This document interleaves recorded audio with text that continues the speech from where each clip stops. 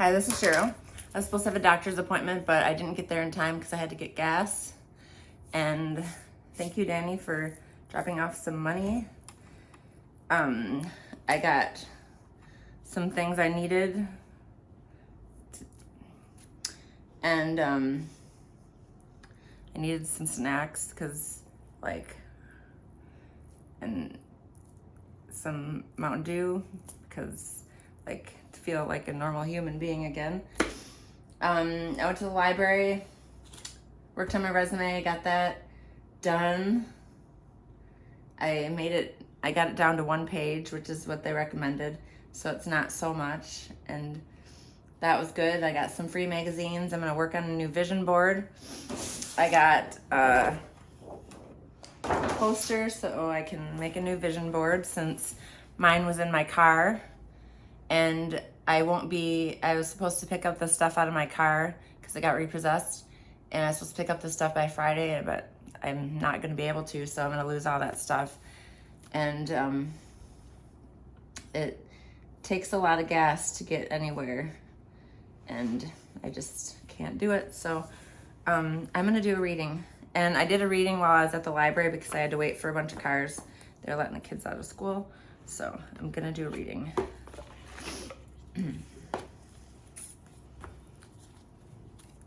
Because last night I was just like, I wanted some snacks. I don't know.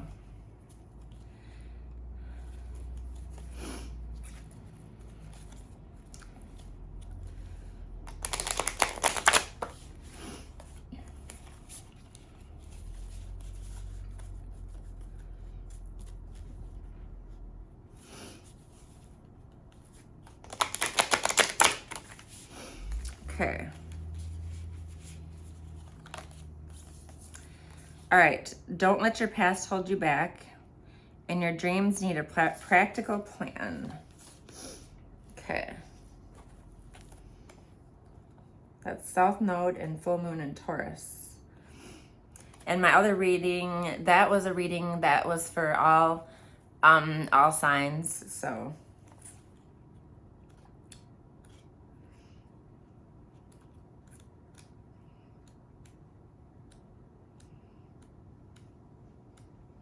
I appreciate anybody that's giving me help right now. I really do.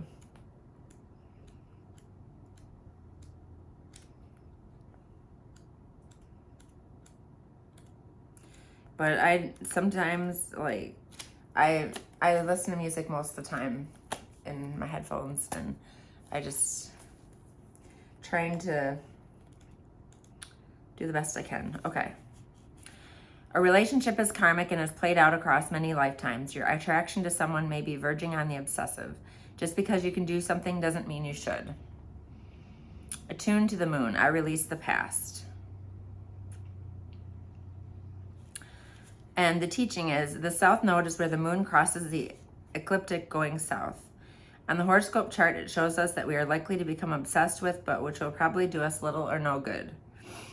The South Node is a karmic astrological point that reminds us of the well-known phrase, if you always do what you've always done, you'll always get what you've always got.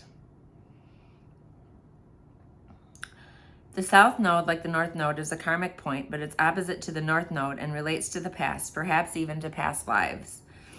Whatever you're going through and whatever you're asking about, there's a chance that age-old programming and conditioning is stopping you from achieving all that you might.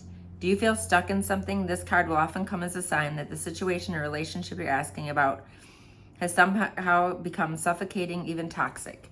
It suggests that someone you even need to be released. There's some kind of addiction going on or an unhealthy attachment that needs to be sorted out. One thing's for sure, when you get this card, you're being challenged to make some changes, even if staying where you are feels safer and easier.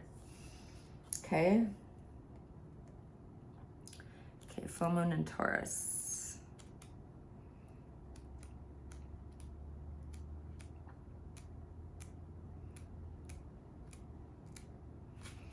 Your dreams need a practical plan. Additional meanings is laziness could explain your current situation. If so, change that and own it. Chasing money doesn't work. You need to chase a dream. So chase your dreams and not money. Jealousy or envy create negative energy and attract negativity. More exercise is called for.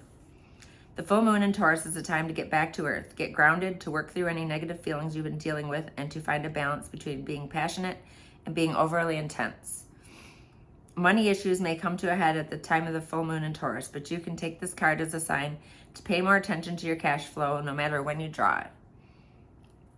Sometimes you need to weave a bit of magic, and sometimes you need to be practical, and sometimes you need to find a combination of the two. This card suggests this is where you are now. You need to use the laws of attraction to draw in what you want by imagining it, expecting it, welcoming it. But you need to balance that with taking down-to-earth steps towards your goal. This isn't about wishing on the moon and hoping for the best. It's about making something like a list of bullet points and about how to achieve your dreams. And I got my resume done. It did have actually bullet points in it too.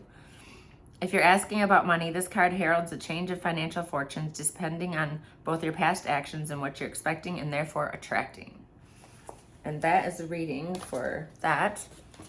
And I have another deck I'm going to pull from. And I've made 2 vision boards in my life, and I don't have either one anymore. So it's time to make a new one. Make new dreams. Because my old dreams, they kind of went away.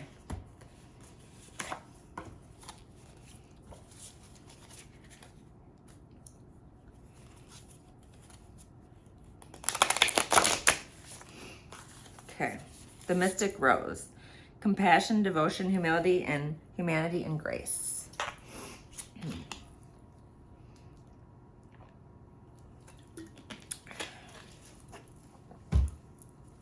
Okay.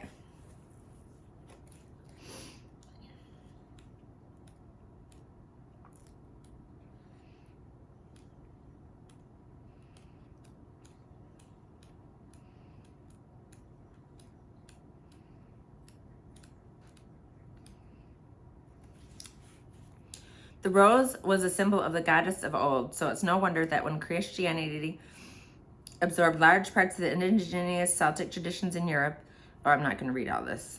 Okay. This is a card of compassion, devotion, and grace. It encourages us to soften towards humanity and to endeavor to see the world, and even those who have hurt us, with understanding, an open heart, and deep humility. To see all that we carry hurt and are wounded. We have all experienced severing. Mother Mary is inviting you to open your heart to humanity when you most want to close. Soul inquiry. How are you being called to show compassion today? And that is the reading, and I'm going to get to work on applying for jobs, and I have several calls to make today. And I'm going to start working on my vision board. I got a bunch of magazines. The magazines had some free, or the library, I asked them if they had any magazines that were old, and they had some that were free. And I got Vogue and Abe, RP, and The Woman Within, Movies Unlimited, Bird Book. And I'm just going to make a new vision board.